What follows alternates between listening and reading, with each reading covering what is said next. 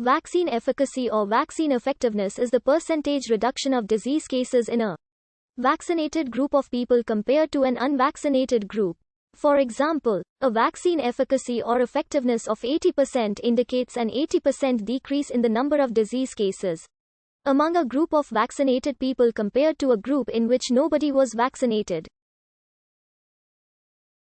When a study is carried out using the most favorable, ideal or perfectly controlled conditions, such as those in a clinical trial, the term vaccine efficacy is used. On the other hand, when a study is carried out to show how well a vaccine works when they are used in a bigger, typical population under less than perfectly controlled conditions, the term vaccine effectiveness is used.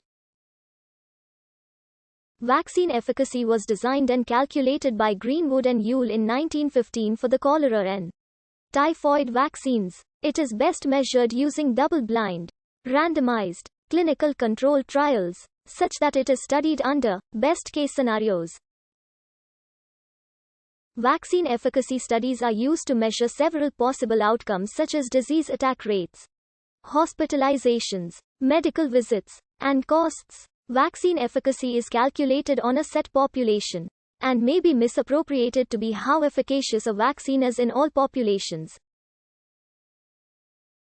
The outcome data in vaccinated, or can be calculated from the relative risk of disease among the vaccinated group.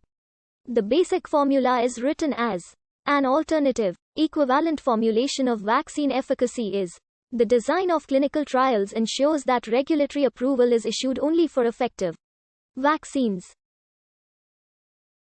However, during research, it is possible that an intervention actually increases the risk of participants. For example, in the STEP and Fambili studies, which were both intended to test an experimental HIV vaccine. In these cases, the formula would yield a negative efficacy value because ARV greater than ARU, _ARV greater than RU.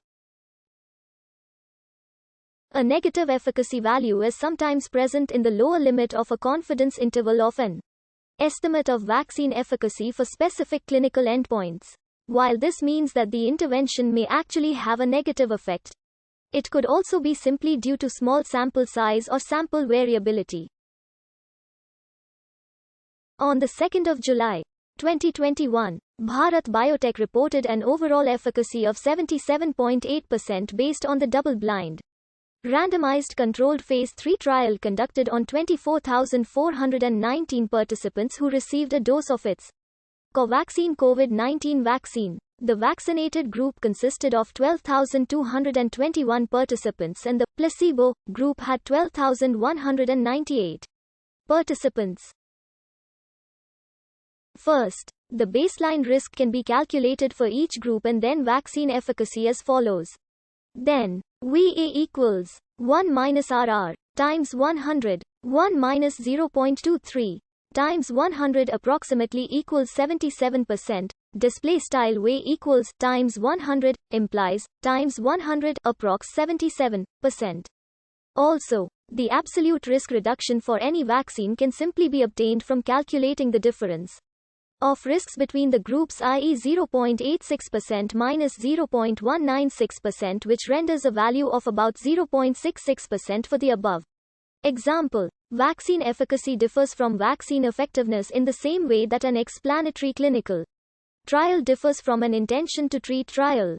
Vaccine efficacy shows how effective a vaccine could be given ideal circumstances and 100% vaccine uptake. Vaccine effectiveness measures how well a vaccine performs when it is used in routine circumstances in the community.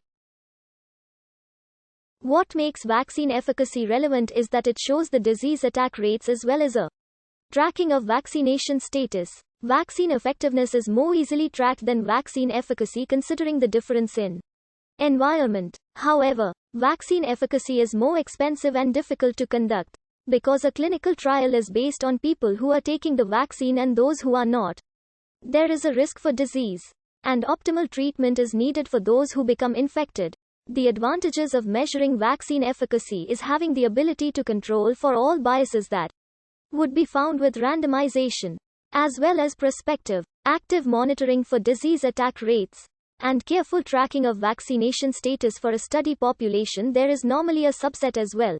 Laboratory confirmation of the infectious outcome of interest and a sampling of vaccine. Immunogenicity. The major disadvantages of vaccine efficacy trials are the complexity and expense of performing them, especially for relatively uncommon infectious outcomes of diseases for which the sample size required is driven up to achieve clinically useful statistical power. It has been proposed that standardized statements of efficacy be parametrically expanded to include multiple categories of efficacy in a table format. While conventional efficacy, effectiveness data typically shows the ability to prevent a symptomatic infection, this expanded approach could include prevention of outcomes categorized to include symptom class: viral damage, minor, serious, hospital admission, ICU admission, death, various viral shedding levels, etc., capturing effectiveness at PR.